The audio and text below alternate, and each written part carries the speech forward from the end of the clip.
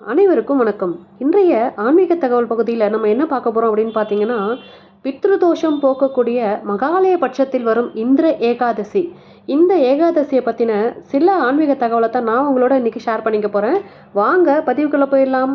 ஏகாதசி அப்படிங்கிறது பெருமாளை வழிபடுவதற்குரிய மிக முக்கியமான விரத நாள் அப்படிங்கிறது எல்லாருக்குமே தெரியும். ஒரு மாதத்திற்கு 2 ஏகாதசிகள் வீதம் வருடத்திற்கு 24 அல்லது 25 ஏகாதசிகள் வருங்க. எல்லா ஏகாதசிலையும் நம்மளால் விரதம் இருக்க முடியாட்டாலும் முக்கியமான சில ஏகாதசிகளில் விரதம் இருந்து வழிபடுறதால பாவங்கள் துன்பங்கள் எல்லாம் நீங்கி மகிழ்ச்சியான வாழ்க்கை நம்மளால் வாழ முடியும். யார் ஒருத்தர் தொடர்ந்து 12 ஏகாதசிக்கு விரதம் இருந்து வழிபடுறாங்களோ அவங்களுக்கு வைகுண்ட பதவி கிடைக்கும் அப்படின்னு சாஸ்திரங்களில் சொல்லப்பட்டிருக்கு. ஏகாதசி விரதம் எத்தனை உயர்வான பலன்களை தரக்கூடியது அப்படிங்கிறத புராணங்கள் நிறைய நம்மளுக்கு சொல்லியிருக்கு. ஏகாதசி விரத மகிமை பற்றி சிவபெருமானே பார்வதி தேவிக்கு எடுத்து கூறியதாக சிவபுராணம் சொல்லியிருக்குங்க. ஒவ்வொரு மாதமும் 2 ஏகாதசிகள் வர்றதற்கு விரதங்களில் மிக உயர்வான புண்ணிய பலன்களை தரக்கூடியது ஏகாதசி விரதம் அப்படிங்கிறது எல்லாருக்கும் தெரியும்.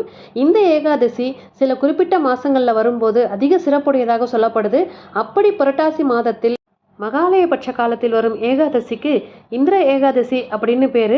இது அளவில்லாத பலன்களை தரக்கூடிய அற்புத ஏகாதசி அப்படின்னு சொல்கிறாங்க.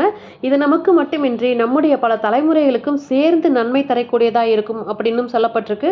புரட்டாசி மாத தேய்பிரையில் வரும் இந்திர ஏகாதசியில் காக்கும் கடவுளான மகாவிஷ்ணுவை வழிபடுவதுடன் மறைந்த முன்னோர்களுக்கு தர்ப்பணம் செய்து எவர் ஒருவர் முறையாக சடங்குகளையும் வழிபாடுகளையும் செய்கின்றனரோ அவர்கள் தெரிந்தும் தெரியாமலும் செய்த அனைத்து பாவங்களும் நீங்கும் அப்படிங்கிறது ஐதீகம்.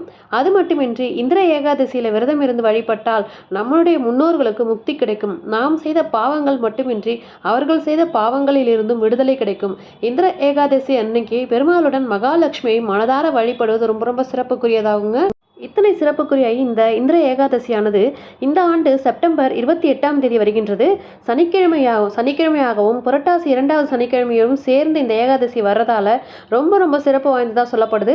செப்டம்பர் 27ஆம் தேதி மாலை இந்த ஏகாதசி திதியானது 5:35 மணிக்கு துவங்கி செப்டம்பர் 28ஆம் தேதி மாலை 6:09 மணி வரை இந்த ஏகாதசி திதி உள்ளது. இதனால் செப்டம்பர் 27ஆம் தேதி இரவே ஏகாதசி விரதத்தை துவங்கி செப்டம்பர் 29ஆம் தேதி காலை 6:13 மணி முதல் 8:36 வரையிலான நேரத்தில் நம்ம பாரணை செஞ்சு விரதத்தை நிறைவு செஞ்சுக்கிறது நல்லது. இந்த ஆண்டு இந்திர ஏகாதசிக்கு இன்னொரு முக்கியமான சிறப்பு இருக்குது. என்னன்னு பார்த்தீங்கன்னா, இந்த நாளில் மிக அபூர்வமான சிவவாஸ் யோகம் ஏற்படுதுங்க. இந்த நாளில் சிவபெருமான் கைலாசத்தின் உச்சியில் பகல் பொழுதில் வரையிலும் அமர்ந்து தியானம் செய்ததாகவும் அதற்கு பிறகு நந்தி மீது அமர்ந்து பவனி வருவதாகவும் ஐதீகம். மிகவும் அரிதான இந்த யோகத்தில் சிவபெருமானை நினைத்து தியானம் செய்வதும் சிவ வழிபாடு செய்வதும் மிகவும் சிறப்பானதாகும். இந்த நாளில் சிவமந்திரங்களை சொல்வதும் சிவனின் முழு அருளை பெற்றுத்தருங்க. இந்த இந்திர ஏகாதசியினுடைய விரதத்தினுடைய பலன்கள் என்னன்னு பார்த்தீங்கன்னா, முன்னோர்கள் பெருமாள் மகாலட்சுமி சிவபெருமான் ஆகியோரை வழிபடுவதற்கு ஏற்ற மிக உன்னதமான நாளாக தான் இந்த ஆண்டு இந்த இந்திர ஏகாதசி அமைஞ்சிருக்கு. இந்த நாளில் விரதம் இருந்து வழிபடுறவங்களுக்கு அவங்க செஞ்ச பாவம் எல்லாத்திலிருந்தும் விடுதலை கிடைப்பதுடன் வாழும் காலத்திலும் வாழ்க்கைக்கு பிறகும் வாழ்வதற்கு தேவையான அனைத்து விதமான நலன்களும் கிடைக்கும் அப்படிங்கிறது நம்பிக்கை. இந்திர ஏகாதசியில் விரதம் இருப்பவர்களுக்கு இந்திர உலகத்தில் வாழ்பவர்களை போன்று சுகமான வாழ்க்கை அமையும் அப்படிங்கிறது நம்பிக்கை. அதனால புரட்டாசி மாதத்தின் 2வது சனிக்கிழமையாகவும் ஏகாதசி திதியாகவும் இருக்கிற இந்த இந்திர ஏகாதசியை நம்ம தவற விடாம பெருமாள் ஆலயத்திற்கு சென்று நம்ம நெய் தீபம் ஏற்றி பெருமாளை வழிபடுவதுடன் அன்றைய தினம் நாம் விரதம் இருந்து பெருமாளை சேவிக்கிறது ரொம்ப ரொம்ப நல்லது அப்படிங்கிற நல்ல தகவலோட இன்றைய ஆன்மீக தகவலை நான் முடிச்சுக்கிறேன். இந்த பதிவு பிடிச்சிருந்தா இந்த பதிவுக்கு ஒரு லைக் கொடுத்துட்டு உங்கள் ஃப்ரெண்ட்ஸ் அண்ட் ஃபேமிலிக்கு ஷேர் பண்ணி பாருங்கள்.